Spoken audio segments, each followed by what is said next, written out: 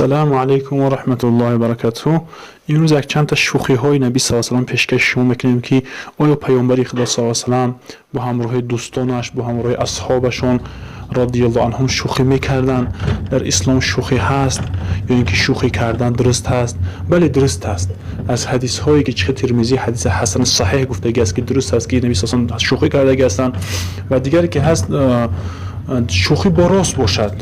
با دروغ شوخی کردن اون در حکم دروغ می شود، گناه کبیره هست. اما شوخی راست باشد اگر اون شوخی حرام نیست است. یکی از مردها پیش نبی صلی الله علیه و آله اومد، خود طلب کرد که اگه شترم بتین گفت چی میکنم؟ مثلا ما همودا بار میکنم که سوار میشم که جای سفر داشتن شاید و نبی صلی الله علیه و آله گفت بچه شتر میتین گفتم. اون مرد گفت بچه شتر چه میکنم گفت؟ یعنی که اون مردک فکر کرد که اگه شتر چاگ میتین شما دا نیک نبی صلی الله علیه و آله در جواب گفتن که آخر همه شتر همه شتر رو هم شتر میزویه آخر، یعنی که همه شتر وقتی که میزویه شتر کلام میشن بچه شتر است همو. نبی صلی الله علیه و آله شوخی کردن قطعی این مرد خدا. و دیگر که هست یکی از روزها حضرت انس ابن مالک نبی صلی الله علیه و آله اذنینش گفت، دو گوشه گفت تکشه. یعنی که هر انسان دو گوش داره، که شوخی‌های ایراستی می‌کردن، خیلی شوخی‌های دروغ، یا اینکه اگه شوخی‌ها بگیم که به معنی نمی‌کردن، شوخی می‌کردن که بگیم در نزد مردم قبیح نباشد و دیگر که راست باشد. از درباره همین شوخی‌های پیامبر خدا صلی الله علیه و آله یک کمی صحبت می‌کنیم. این روایت ترمذی و ابو داوود هست. ترمذی رحمه الله میگه حدیث حسن صحیح است. و انس رضی الله عنه ان رجلا استحمل رسول الله صلی الله علیه و آله فقال اینی حاملک علی ولد ناقه.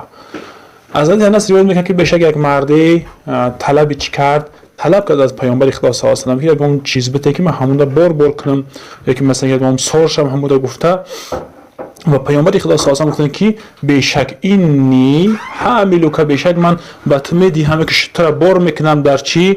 بر ولد چی؟ با ولد ناقه. نه که ولد ناقه گفته بچه شتر ده گفت. فهمو ولد چی؟ ناقه. چون که هست وقتی که بچه شتر گفت در اینجا ولد ناقه گفت بر شتری معدک میگفتن. در وقتی بچه شتر گفتی انسان فکر میکند که همون چی است؟ شتری معدک هم میگن. نه که او فکر نکرد که با شتری معده همین گفته میشه و کلانم. فهمو همش بگیم که همو شتر تولد میکنه و مثلا بچه معده‌ش هم تولد میکنه، هم معدک تولد میکنه با کلان میشه و بچه شتر میگن. این مرد هم عرفی خود چون که بچه شتری معده رو میگفتن فکر نکرد که کلانم ایجاد چی میشود، مثلا در تحت همون میدروید.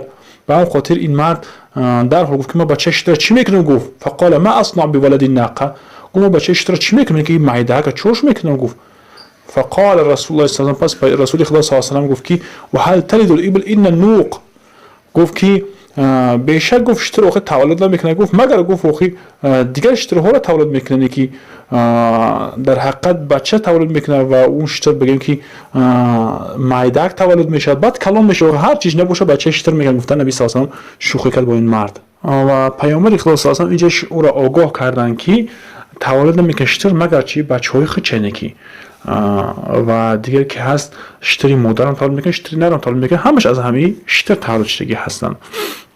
در این حدیث چند تا عبرت های هم هست، فقط یه شوخی در نظر نیست و دیگر عبرت ها هم هست. اشاره به این است که وقتی که انسان یک چیز میشنود پیش از اون که امر فکر نکرده، تفکر تدبر نکرده باید سخن نگوید، فهمو؟ و سراستی ما نشود. و دیگر که هست شوخی در اسلام درست بوده است و دائمی نه.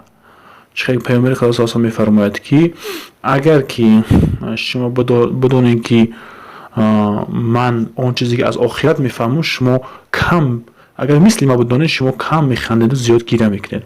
و دیگر روایت ابو هریره روایت کرده است که رسول خدا صلی الله علیه و آله شوخی کردگی هستند که گفته اینک تدعبنا، شما با همراه ما بازی میکنید، بعضی وقت شوخی میکنید. گفته رسول خدا حضرت ابو هریره چی کردن؟ خیلی ذکر کرده روایت کرده است نه که نبی صلی الله علیه و آله در دامش گفتن که اینی لا اقول الا حقا، و من اگر شوخی هم کنم چی هم که کردم من نمیگویم مگر حق را. یعنی که شوخی من حق است و شوخی من از کلمه هاش دروغ نیست است و حقیقتا من در همین شوخی کرده به شما خبر میکنم که بعضی وقت به شما شوخی میکنم. والله اعلم. السلام علیکم و رحمت الله و برکاته.